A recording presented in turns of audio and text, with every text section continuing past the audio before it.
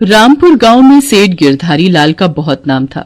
गिरधारी लाल की जिंदगी में सारे ऐशो आराम थे। परिवार में पत्नी उमा और 5 बेटियां राधा, गौरी, कुसुम, पूजा और गुड़िया थे। गिरधारी लाल को अपनी अमीरी का बहुत घमंड था।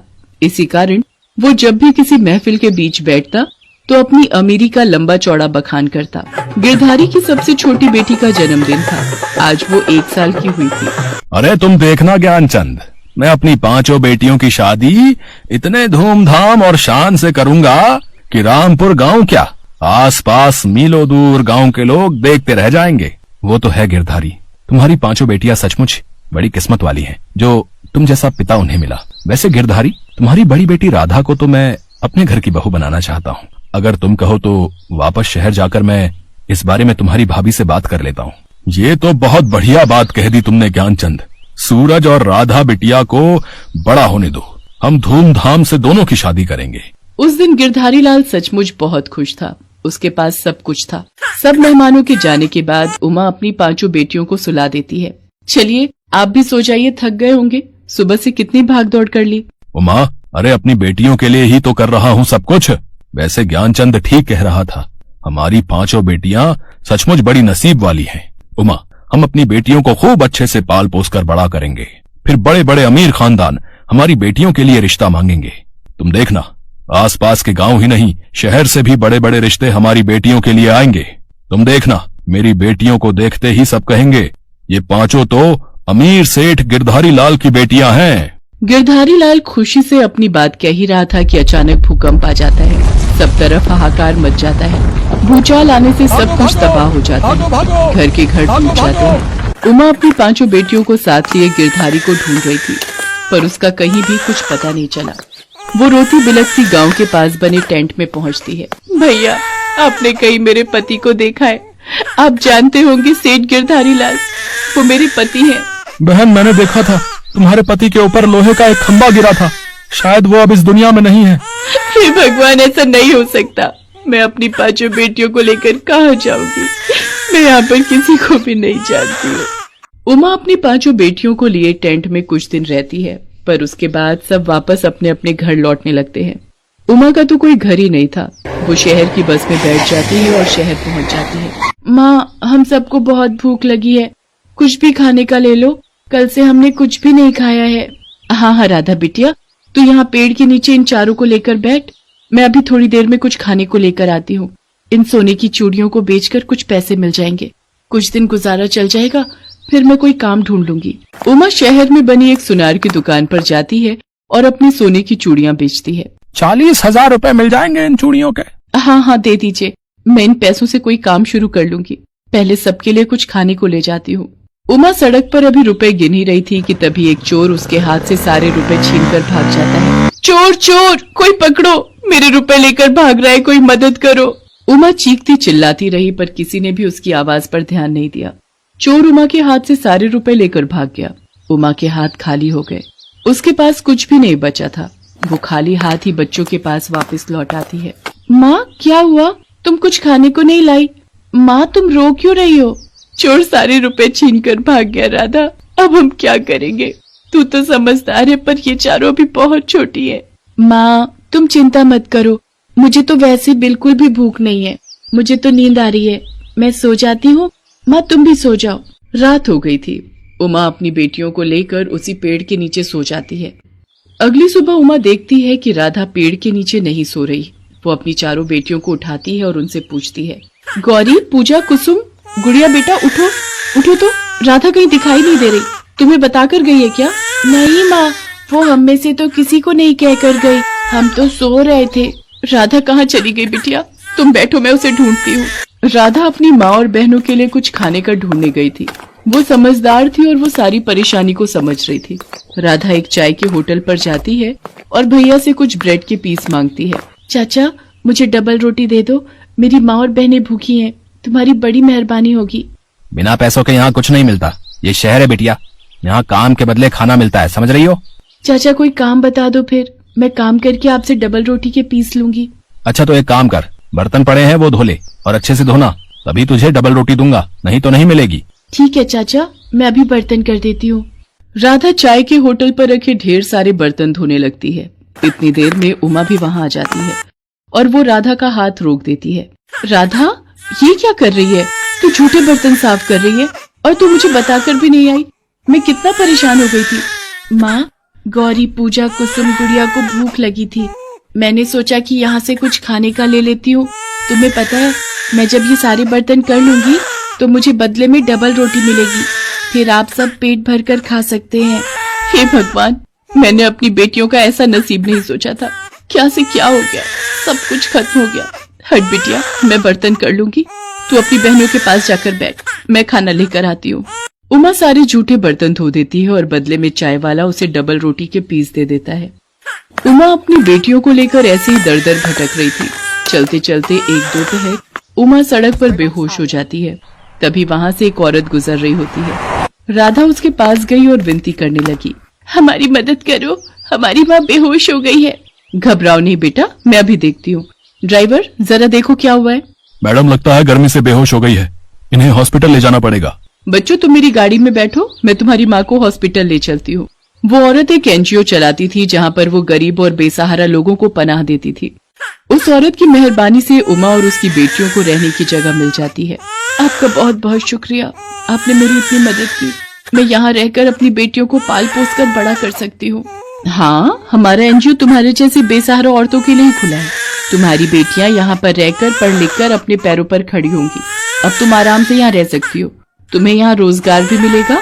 यहाँ पर सिलाई, कढ़ाई, बुनाई, अचार, पापड़ और कई तरह के रोजगार से तुम पैसे कमा सकती हो और उन पैसों से अपनी बेटियों को पाल पोस कर बड़ा भी कर सकती हो। गिरधारी लाल और उमा की पांचों बेटियों का नसीब उन्हें कहां से कहां ले आया था। जिन बेटियों को राज सुख मिलने का सपना गिरधारी लाल ने सोचा था, आज उसकी वही बेटियां अपनी माँ के साथ एक एनजीओ में रह रही थी। धीरे धीरे समय ने करवट बदली और वक्त 15 साल आगे निकल गया। उमा की पांचों बेटियां बड़ी हो गई और अच्छी नौकरी पर लग गई। उमा अपनी पांचों बेटियों के साथ एक नए घर में रहती थी। एक दिन जब वो घर लौट रही थी, अचानक उसकी मुलाकात ज्ञानचंद से हो गई।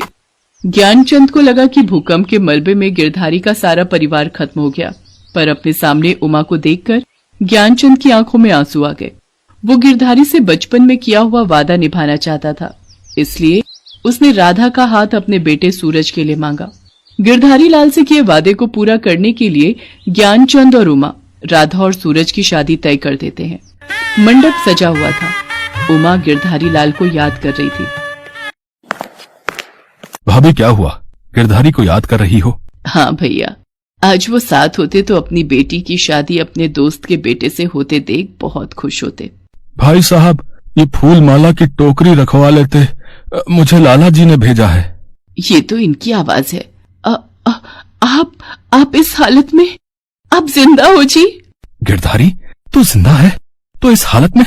उमा, ज्ञानचंद, उमा तुम जिंदा हो? मुझे तो पता चला था तुम और मेरी पांचों बच्चियां उस मलबे में दब गई हैं। हे भगवान, तेरा लाख लाख शुक्र है, मेरा परिवार, तूने मुझे उनसे मिलवा दिया। गिरधारी उस दिन नसीब के लिखे पर विश्वास कर लेता है। वो उमा के साथ मिलकर अपनी बड़ी बेटी राधा को आशीर्वाद देता है और अपनी पांचों बेटियों को गले से लगा लेता है।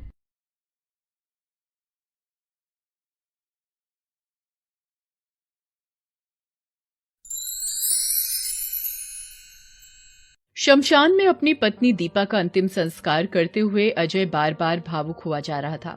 उसे समझ नहीं आ रहा था कि अब वो सारी जिंदगी अकेले कैसे गुजारेगा, कैसे वो अपनी 7 साल की बेटी सीमा की देखभाल करेगा। पिताजी, सभी कहते हैं कि माँ अब कभी नहीं आएगी, क्या ये सच है?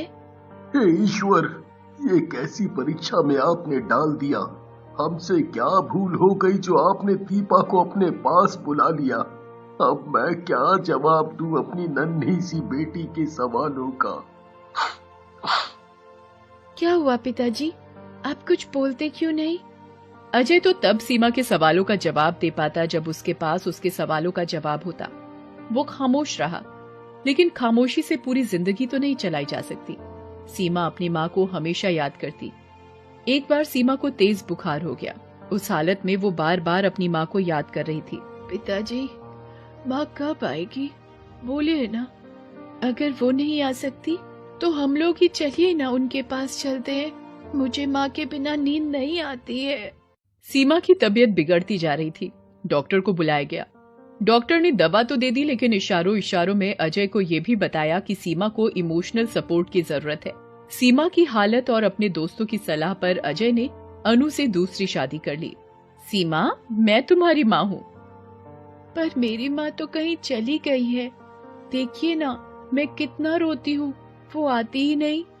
सीमा, ये तुम्हारी नई माँ है, ये तुम्हें बहुत प्यार करेंगी, बहुत। अजय ने बहुत उम्मीदों के साथ अनु से विवाह किया था। उसे लगता था कि अनु सीमा को माँ की तरह प्यार देगी तो वो धीरे धीरे दीपा को भूल जाएगी। अनु ने कुछ दिनों तक तो सीमा से प्यार का नाटक किया, लेकिन धीरे धीरे उसने अपने रंग दिखाने शुरू कर दिए। सीमा, ओ सीमा, जरा इधर तो आ। क्या हुआ नई माँ? अरे देख ना, मेरा सर दर्द से फटा जा रहा है, तू जरा ये सब्जियां काट देना। सब्जियां? पर मैंने तो ये कभी काटी नहीं है। अरे नहीं काटी तो अब काट ले। आखिर एक ना एक दिन तू जब अपने घर जाएगी तो वहाँ तो तुझे सब काम करना होगा ना। अपने घर? ये मेरा घर नहीं है क्या नई माँ? अनु ने सीमा की बात का कोई जवाब नहीं दिया, लेकिन सीमा की ये बात कि ये उसका घर नहीं है क्या, उसे चुभ गई। दूसरी ओर सीमा सब्जियां काटने लगी, लेकिन उसने पहले कभी सब्जी काटी नहीं थी, तो सब्जी काटते वक्त उसकी उंगली चाकू से लगकर कट गई। नहीं माँ, नहीं माँ। अरे क्या हुआ, इस तरह क्यों चीख रही हो? नहीं माँ, देखिए ना, सब्जी काटते हुए मेरी उंगली कट गई। तुम भी ना किसी काम की नहीं हो, एक काम भी ठीक से नहीं कर सकती। अब तुम्हारे पापा देखेंगे तो सारा दोष मुझे ही देंगे। मैं उन्हें कुछ नहीं बोलूंगी नई माँ। जब अजय घर में रहता तो अनु सीमा से दिखावे का प्यार करती, लेकिन जब वो ऑफिस चला जाता तो सीमा को तंग करने का सिलसिला शुरू हो जाता। साथ ही वो सीमा को धमकाती भी रहती कि अगर कुछ भी अपने पापा से कहा तो उससे बुरा कोई नहीं होगा। एक दिन अनु ने सीमा से चाय बनाने को कहा। सीमा चाय बनाकर अनु को दे ही रही थी कि सीमा के हाथ से गलती से चाय का कप गिर गया और घर की एक नई कालीन खराब हो गई। हे भगवान, इस लड़की ने तो सब कुछ बर्बाद करने का ठेका ले लिया है। कभी ये तोड़ती है, कभी वो फोड़ती है। रुक, मैं तुझे अभी बताती हूँ। अनु गुस्से में सीमा को एक थप्पड़ मारती है। अरे नहीं माँ, मैं अभी ये सब साफ कर देती हूँ। हाँ तो मुंह क्या देख रही है, साफ कर। सीमा बहुत छोटी थी, लेकिन अनु को इससे कोई फर्क नहीं पड़ता था।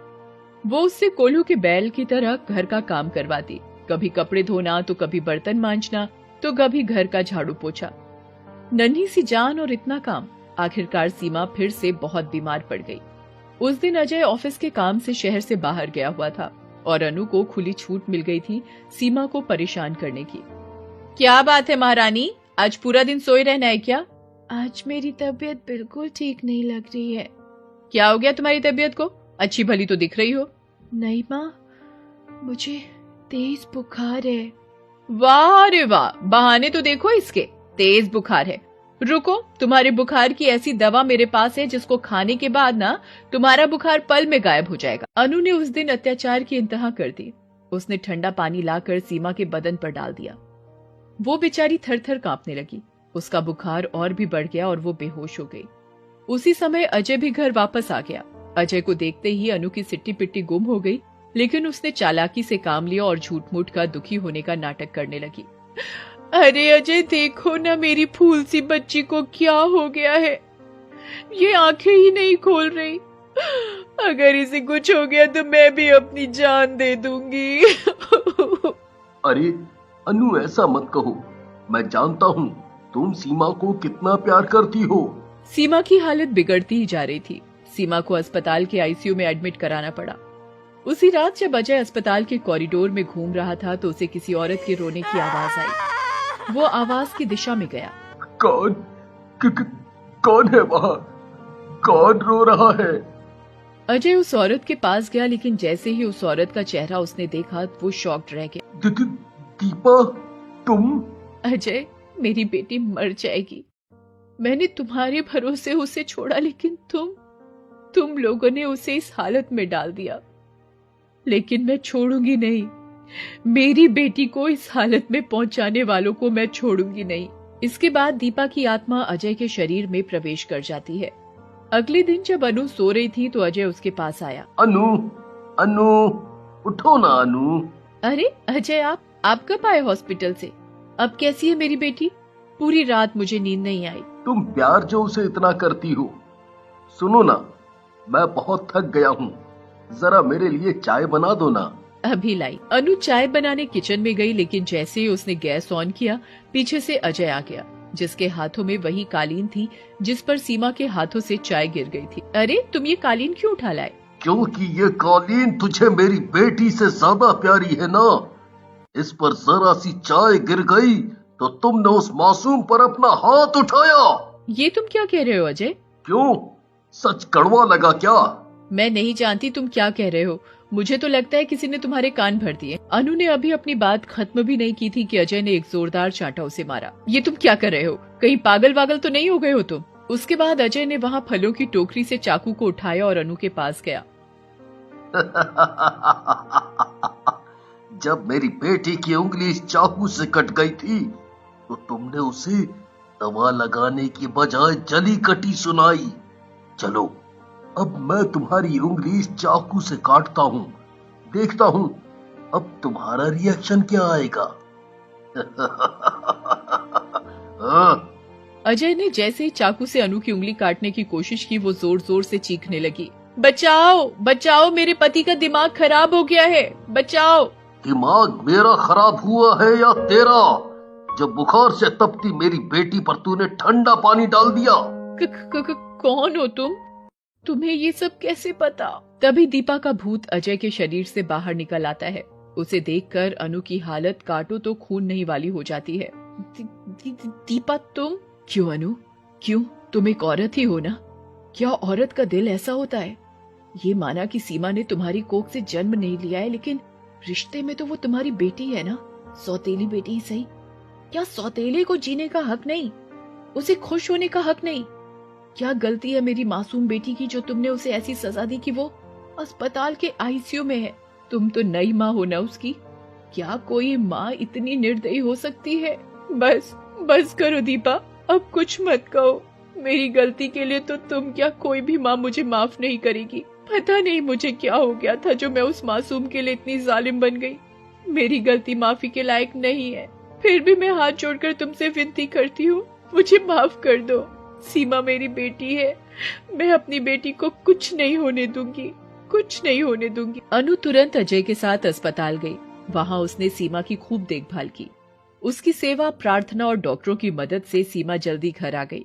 अनु का दिल अब बदल गया था। सीमा को अब वो सौतेली नहीं, अपनी बेटी मानकर पालने लगी। सीमा भी अब खुशी खुशी उनके साथ रहने लगी। अब वो उसकी नई माँ नहीं, सिर्फ माँ थी। Thanks for watching.